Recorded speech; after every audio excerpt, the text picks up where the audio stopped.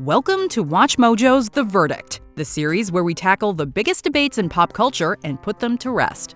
Today, we'll be deciding once and for all, is Godzilla a good guy? Monarch is uniquely prepared to determine which of these titans are here to threaten us. He's a silent guardian, a watchful protector. Remember, like any high-profile court case, there are strong arguments to be made on both sides. If you disagree with our verdict, be sure to state your case in the comments below. Let's dive in. Oh, but first, a spoiler warning is in effect. Spoiler! Spoiler! As the most popular and arguably first kaiju in cinematic history, Godzilla casts a massive shadow. With 36 films to his name and counting, Godzilla truly earns his title as the king of the monsters. Long live the king. But while monster typically has a negative connotation, Godzilla is an official cultural ambassador of Shinjuku, Tokyo. Mayor Kenichi Yoshizumi has called the character, quote, the pride of Japan. Kind words for a creature that levels cities. But such is the duality at the heart of this debate. You're tearing me apart! Godzilla is an instantly recognizable pop culture icon. But is he the good guy? Let's consider the evidence. I got boxes of tapes, evidence, other documents proving it! Changing allegiances. When Toho first unleashed Godzilla upon the world, he was portrayed as a creature of senseless destruction, a villain.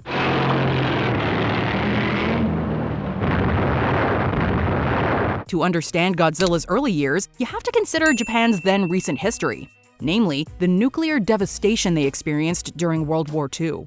And so the first Godzilla film, released in 1954, introduced the massive reptile as being born of American nuclear tests. He was the fear, anxiety, and fallout of nuclear weapons personified. 続けて行われるとしたら、ゴジラの同類がまた世界のどこかへ現れてくるかもしれない。There is a trend in pop culture, however, in which villains who find lasting popularity risk being recast as an ally or antihero. Come with me if you want to live. It's okay, Mom. He's here to help. It's okay. Sure enough, in 1964's Ghidorah the Three-Headed Monster, the fifth film in the franchise, Godzilla became an unlikely savior. Since then, the films have more often than not pitted him against a variety of worse kaiju.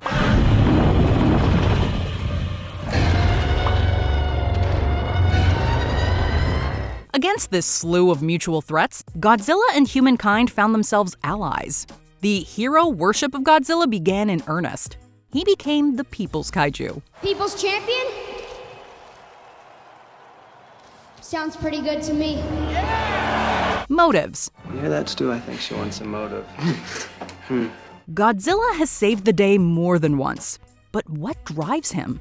Has he developed a relationship with humanity and taken it upon himself to serve as our Titan protector? Or is he simply committed to keeping other kaiju down?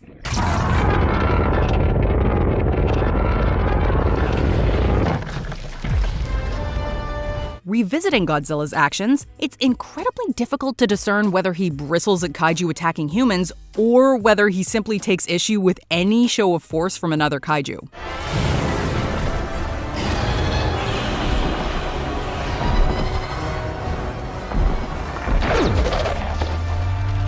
As with any long-running franchise, the character's motivations have evolved over time. Surveying his career after 1964, however, a relatively consistent pattern emerges. He does not attack individual humans unless provoked, but he also does not go out of his way to protect them. Well, that was interesting.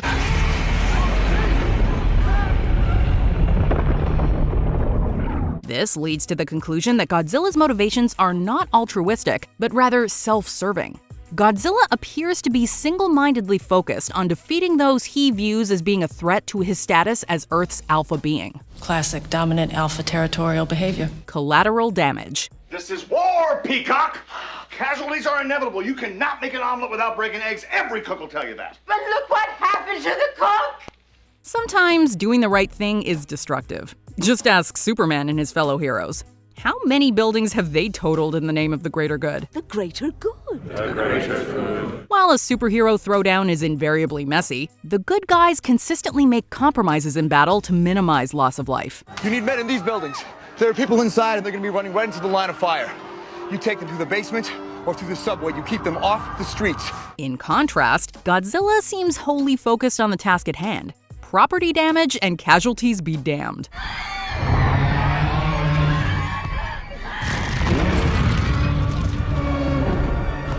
In any kaiju brawl, the blame is hard to place. When two giant creatures are pushing each other around, who destroyed which building doesn't really matter. Everything fades together to simply become their environment.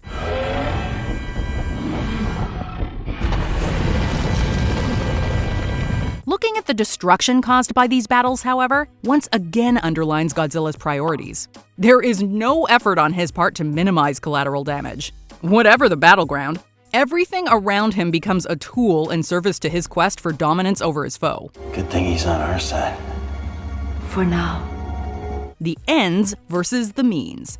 Godzilla's bill for collateral damage is high, but it pales in comparison to the potential destruction caused by other kaiju should he not intervene.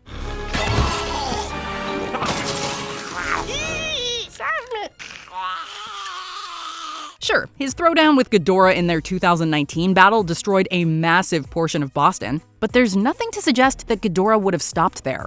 After awakening the other titans, this three-headed kaiju could have, and likely would have, brought about the end of civilization as we know it.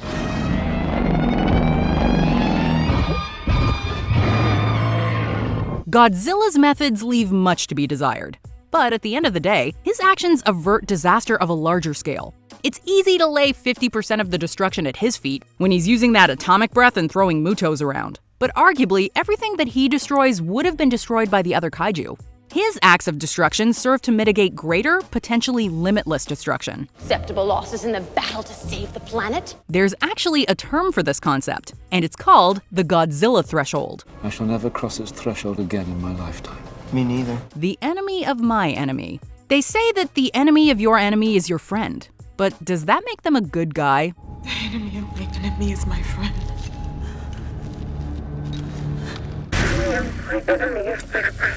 The world of comic books is rife with examples of sworn enemies calling a truce in the face of a mutual threat. Batman and Joker, Superman and Lex Luthor. When such allegiances are formed, this is an opportunity to find common ground. Rawr!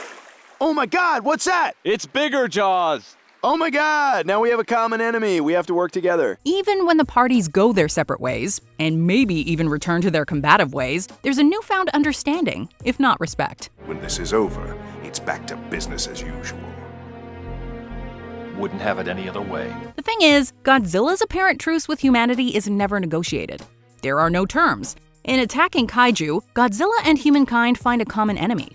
Godzilla's efforts to destroy the kaiju benefit humanity, and when Godzilla is in peril, humanity may even go out of their way to lend him support.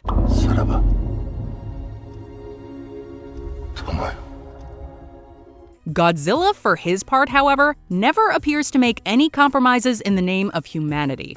The benefits humans enjoy are a byproduct of his goals, not something that factors into his navigation of the conflict. So you'd want to make Godzilla our pet? No.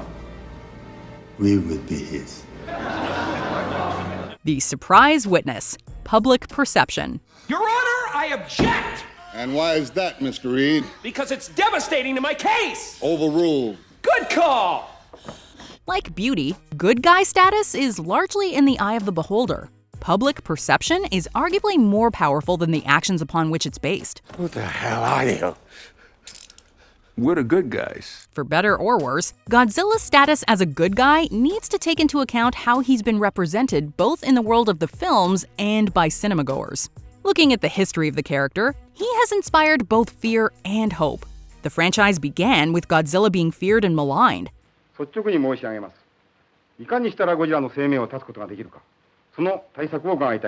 But as occurs in most of its individual installments, at the end of the day, Godzilla has people cheering for him.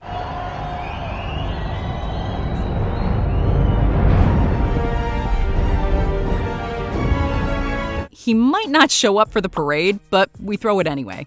Before we continue, be sure to subscribe to our channel and ring the bell to get notified about our latest videos. You have the option to be notified for occasional videos or all of them. If you're on your phone, make sure you go into your settings and switch on notifications. The verdict. Yeah, what's the verdict? Humanity may celebrate him, but Godzilla is not a good guy.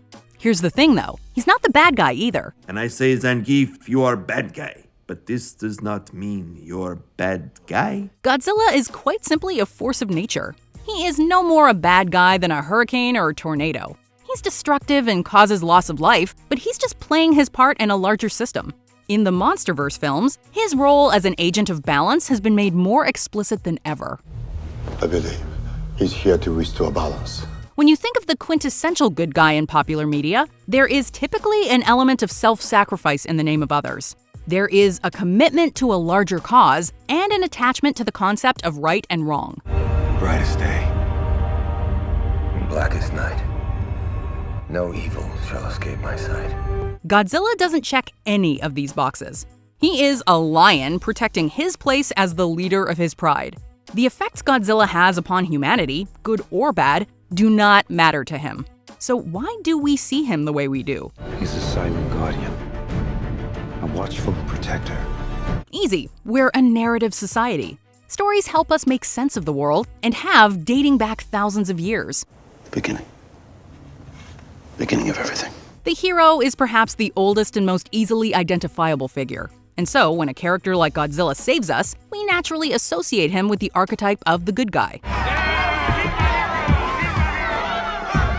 But what he represents is something larger. Godzilla is more akin to a god than anything else. And so, our attraction to Godzilla as a figure speaks to something primal, a need to project intention onto the chaos of the natural world, like we did with the Greek and Norse gods of old. Godzilla is an inherently dangerous entity that, like the elements, we hope will act in our favor, and we celebrate whenever he does. Long live the king. Do you agree with our picks? Check out this other recent clip from WatchMojo, and be sure to subscribe and ring the bell to be notified about our latest videos.